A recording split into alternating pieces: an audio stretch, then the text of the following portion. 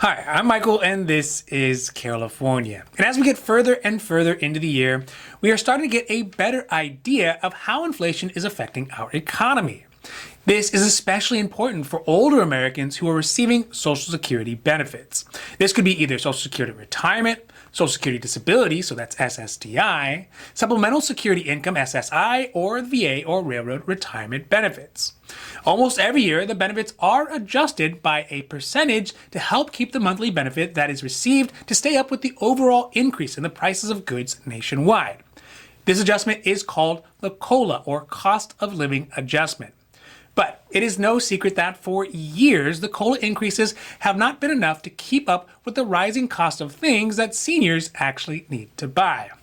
Furthermore, even at the current payout rates, federal programs like Social Security Retirement and Medicare are starting to run out of money in these next few years. So today we are talking about what President Biden is planning to do to help fortify the Social Security Trust Fund and how next year, 2022, may see one of the largest COLA increases in history because of the pandemic. Now, this is your daily dose. And before we get to it, if you like this information, if you find it interesting, if you find it helpful, please don't forget to like and subscribe. That way you can get updates when our newest and most informative videos become available. First today, let's start by talking about what President Biden is going to try to do to shore up the Social Security program. One of the biggest issues with the program is that it has been bleeding cash for decades at this point. The problem has persisted so long because it's a complex combination of demographic, tax, and political pressures that all combine together to make a lose-lose situation for the country as a whole.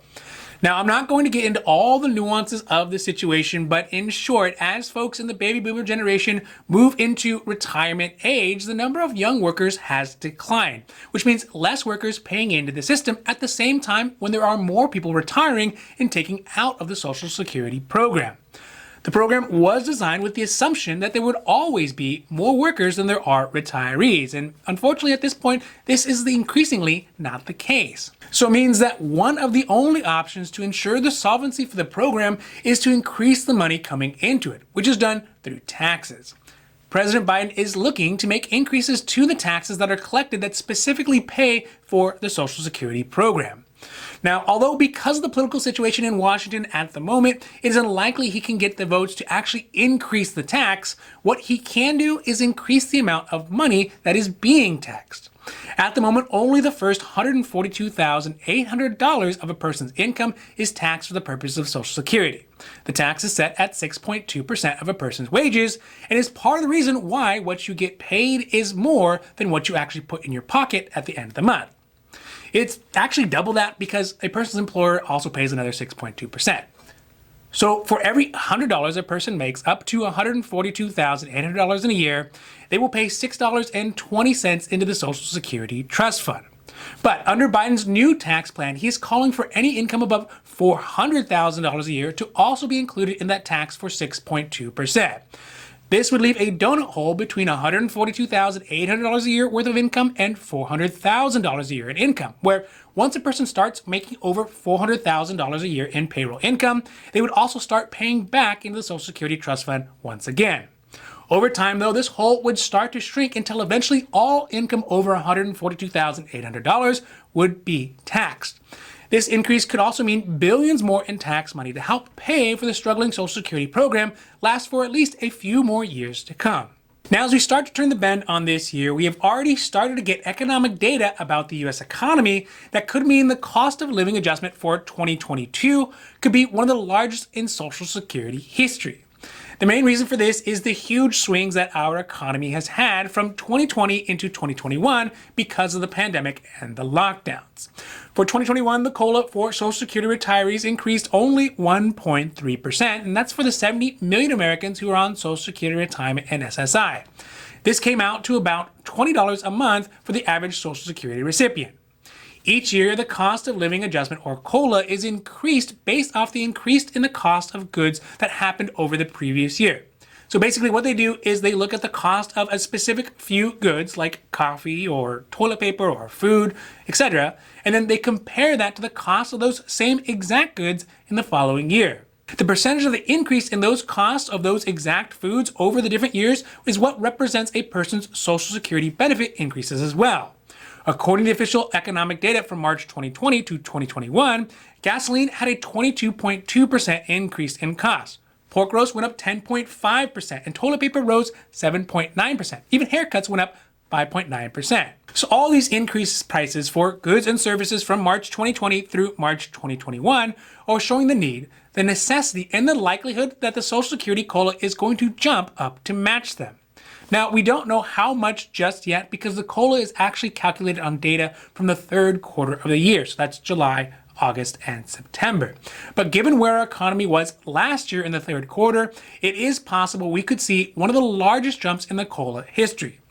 So far on record, the highest jump in the COLA was in 2008 when it jumped up to 5.8%, which if it happened again, it would mean an $89 increase for the average Social Security recipient, who right now in 2020 is receiving $1,543 a month. So far, the average increase in benefits since 2010 has only been 1.4%.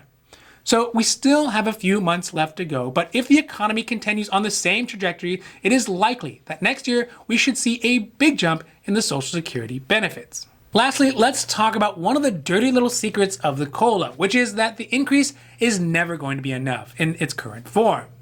So although getting more money is always helpful, that's pretty much always true, because of the way that the COLA is calculated, you only get an increase in benefits if the cost of everything else also goes up as well.